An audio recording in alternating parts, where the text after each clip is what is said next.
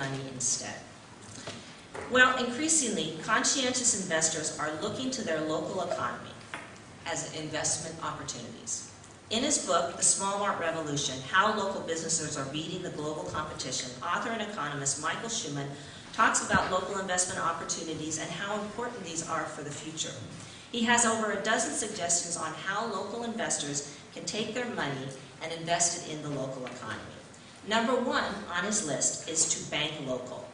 He says, quote, favor local financial institutions like credit unions, small thrifts, and small commercial banks, and especially make them the recipient of your largest loans, your home loan, your college loan. Use your local community banks and credit unions for that purpose, because then they take those loans, make interest on them, and loan them out to other individuals, organizations in your community. Another thing he says, cut up your credit cards. Remember that nearly all credit card processing is non-local and wastes precious local money on non-local high-interest payments. It's just money out of your community where you could use your money locally instead. He suggests expanding small business loan funds, mobilize local banks, philanthropists, foundations, and government agencies to expand the assets of revolving loan funds for small businesses. One of the things that we know about economic development is that nearly 90% of the jobs, 90% of the small businesses create 90% of the jobs in small communities. All right? Small businesses create 90% of the jobs. Small businesses are really struggling right now with the issue of capital. The average capital outlets are simply not available to them very much anymore, and so they're looking for other alternatives. Finding local outlets in your community where you can fund small businesses that will help create jobs in your community creates a multiplier effect. Every dollar that is spent in your community gets circulated multiple times. So one of the really interesting investment opportunities that I've seen are angel investment networks, and those are simply created by local certified investors that come together and loan money to start up and expand small businesses. Over in Port Townsend, for example, they have something called a LION, a Local Investment Opportunity Network.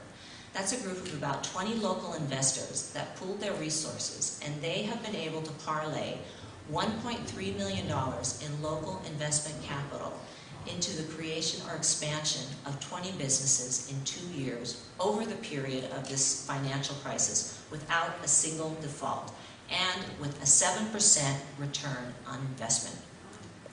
That's a pretty darn good return.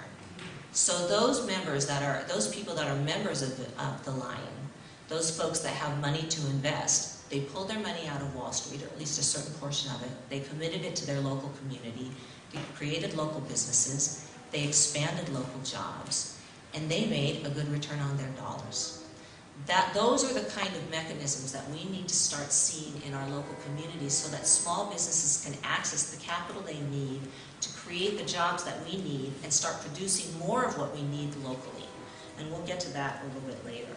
Another option that Schumann points out is create microfunds. If your community lacks small business funds, set one up in partnership with your bank. Several dozen depositors can pony up money, create lending pools, and then team up with banks to administer them to loan to whoever they think is creditworthy. Those are things that local individuals can do. One of the things that are interesting that I'm seeing now in small communities in the West is the issue of mercantiles. I live in a town of 1,000 people. We did an economic survey and we found out that one of the main things people are going outside of our community to buy are clothes and shoes, towels and sheets, basic household items. They want a local department store. The interesting model for that is something that you see over in Powell, Wyoming, where Powell wanted a local department store, and so they put together a board and started a little mercantile nonprofit who collected investments of $500 each from members of their community up until the point where they were able to raise $325,000 and started their own mercantile store, where local people could buy local products and they could buy sheets and towels without having to go to Walmart and Target and one of the big box stores. That mercantile made money from day one because all those people that invested in that enterprise wanted to see it succeed, so they did their shopping there. That is a terrific model, and it's a way for small investors. You had kids that were as young as 9 years old and people that were as old as 99 pooling their money and investing it into a community enterprise that was locally owned and produced jobs and services for local people.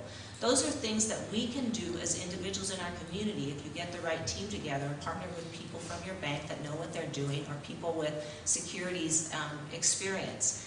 We can take our local money and invest in our local community. Local ventures and hedge funds, the angel investment opportunity, technical assistance for small stock markets. Find the people that understand these mechanisms and set them up in your community, because as we get further and further into the future, we are going to increasingly need to produce more of what we consume closer to home.